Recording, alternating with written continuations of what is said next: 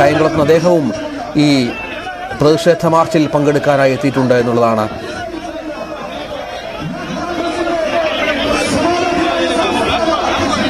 Youth കോൺഗ്രസിന്റെ March സെക്രട്ടേറിയറ്റിന് മുന്നിലേക്ക് കടന്നു വരികയാണ്. അംഗപരിമിതനായ യുവാവിനെ കായംകുളത്ത് വെച്ച് ആക്രമിച്ച ദൃശ്യങ്ങൾ, അത് ഡിവൈഎഫ്ഐ പ്രവർത്തകരുണ്ടായിരുന്നു, പോലീസ് ഉണ്ടായിരുന്നു. ആ കായംകുളത്തുനിന്ന് അംഗപരിമിതനായ ആൾ ഈ മാർച്ചിൽ പങ്കെടുക്കാനായി എത്തിയിട്ടുണ്ട്. അബിൻ വർക്കിയെയാണ് കാണുന്നത്, യൂത്ത് കോൺഗ്രസിന്റെ സംസ്ഥാന വൈസ് പ്രസിഡന്റ്.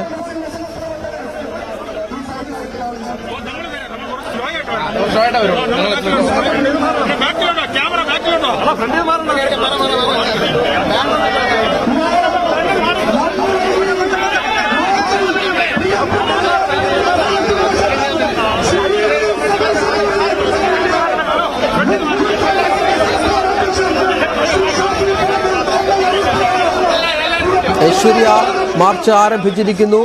പ്രധാനപ്പെട്ട യൂത്ത് കോൺഗ്രസ് നേതാക്കളെ മുൻനിരയിൽ കാണാം. ഒപ്പം പ്രതിപക്ഷ നേതാവിന്റെ സാന്നിധ്യമുണ്ട്. എന്താണ് മറ്റു വിവരങ്ങൾ?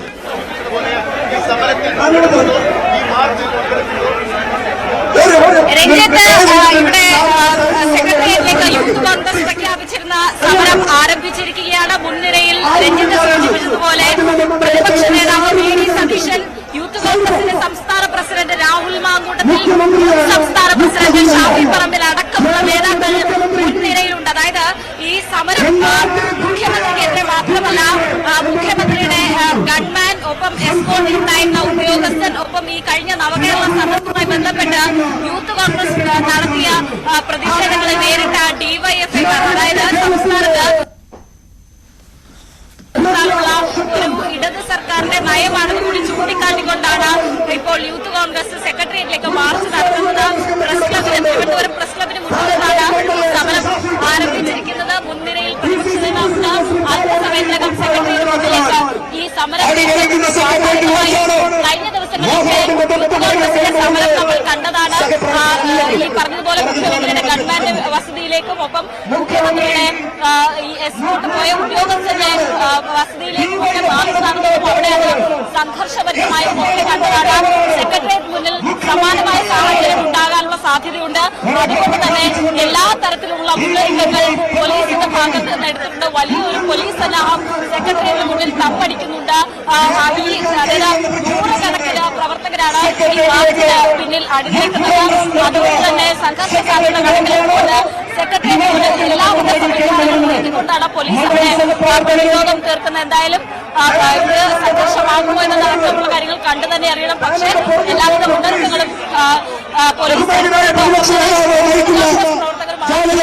വലിയ ആവശ്യമാണ് പരിപാടിയിൽ പങ്കെടുക്കുന്ന. കാരണം സംസ്ഥാന കമ്മിറ്റി ഏറ്റതിനു ശേഷമുള്ള ആദ്യത്തെ സെക്രട്ടേറിയറ്റ് മാർച്ചാണിത്. പ്രത്യേകിച്ച് ആലപ്പുഴയിൽ രണ്ട് യൂത്ത് കോൺഗ്രസ് പ്രവർത്തകരെ മുഖ്യമന്ത്രിയുടെ ഗൺമാനും എസ്കോർട്ട് പോയ ഉദ്യോഗസ്ഥരും മർദ്ദിച്ച സംഭവമാണ് ചൂണ്ടിക്കാട്ടിക്കൊണ്ടുള്ള ഒരു പ്രതിഷേധമാണ് സെക്രട്ടേറിയറ്റിലേക്ക് എത്തുന്നത്. വലിയ രീതിയിൽ ഈ ഒരു പ്രതിഷേധം വ്യാപിക്കാൻ തന്നെയാണ് തീരുമാനം. ആ രീതിയിലുള്ള പ്രതിഷേധങ്ങളുമായി മുന്നോട്ട് പോകാനാണ് ഇപ്പോൾ കോൺഗ്രസിന്റെ തീരുമാനം. എന്തായാലും അല്പസമയത്തിനകം മാർച്ച് സെക്രട്ടേറിയറ്റിലേക്ക് എത്തും. അവിടെ ഇത്രയും അധികം പ്രവർത്തകരെത്തുമ്പോൾ അവരെ ഏത് രീതിയിൽ നേരിടുമെന്നതടക്കമുള്ള കാര്യങ്ങൾ മുന്നിൽ കണ്ടുകൊണ്ട് വലിയ സന്നാഹം പോലീസ് ഒരുക്കിയിട്ടുണ്ട്. ഒപ്പം യൂത്ത് കോൺഗ്രസ് പ്രവർത്തകരും ആ രീതിയിലാണ്.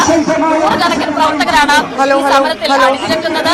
നേരത്തെ പറഞ്ഞതുപോലെ പ്രതിപക്ഷ നേതാവ് മുൻനിരയിൽ നിന്ന് ഹലോ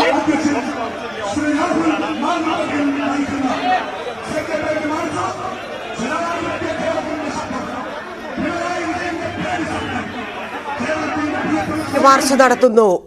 മുഖ്യമന്ത്രിക്കെതിരെ സെക്രട്ടേറിയറ്റിലേക്ക് മാർച്ചാണ്. പോലീസ് മർദ്ദനത്തിൽ പ്രതിഷേധിച്ച് യൂത്ത് കോൺഗ്രസ് നടത്തുന്ന മാർച്ച് പുരോഗമിക്കുകയാണ്. ഐശ്വര്യ വീണ്ടും ചേരുന്നുണ്ട്. ഐശ്വര്യ, ഒരു വലിയ മാർച്ച്, സെക്രട്ടേറിയറ്റ് മാർച്ച് അടുത്ത കാലത്തൊന്നും കാണാത്ത രീതിയിൽ യൂത്ത് കോൺഗ്രസ് സംഘടിപ്പിച്ചിരിക്കുന്നു.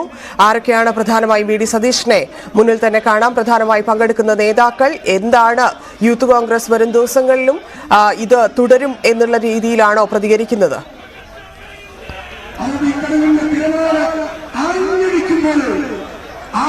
തീർച്ചയായും ധന്യ, വലിയ പ്രതിഷേധമാണ് യൂത്ത് കോൺഗ്രസ് മുന്നോട്ട് വയ്ക്കുന്നത്.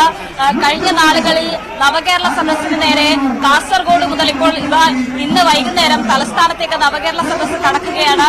ആ ദിവസം വരെയും ശക്തമായ പ്രതിഷേധം യൂത്ത് കോൺഗ്രസ് ഉയർത്തിയിരുന്നു. അന്ന്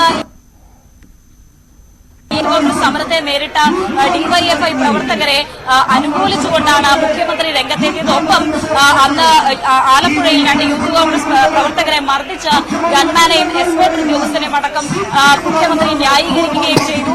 ആ വിഷയത്തിലാണ് ഇപ്പോൾ സെക്രട്ടേറിയറ്റിന് മുന്നിലേക്ക് ഇത്തരത്തിലുള്ള ശക്തമായ സമരപരിപാടിയുമായി യൂത്ത് കോൺഗ്രസ് രംഗത്തെത്തിയിരിക്കുന്നത്. കാരണം ഈ ഘട്ടത്തിൽ അതായത് ഇത്തരം മർദ്ദനം ഉണ്ടാവുന്നത് മാത്രമല്ല, അതിനെ ന്യായീകരിക്കുന്ന ആഭ്യന്തരമന്ത്രിയുടെ നയം, മുഖ്യമന്ത്രിയുടെ നയം, ആഭ്യന്തരമന്ത്രി കൈകാര്യം ചെയ്ത മുഖ്യമന്ത്രിയുടെ നയം കൂടി യൂത്ത് കോൺഗ്രസ് ചോദ്യം ചെയ്യുകയാണ്. അതുകൊണ്ട് തന്നെയാണ് ഇത്തരത്തിലൊരു സമരം സംഘടിപ്പിക്കുമ്പോൾ അതിന്റെ മുൻനിരയിൽ പ്രതിപക്ഷ നേതാവ് ഈ പ്രകടനത്തിനൊപ്പം തിരുവനന്തപുരം പ്രസ് ക്ലബിന് മുന്നിൽ നിന്ന് സെക്രട്ടേറിയറ്റിന് മുന്നിലേക്ക്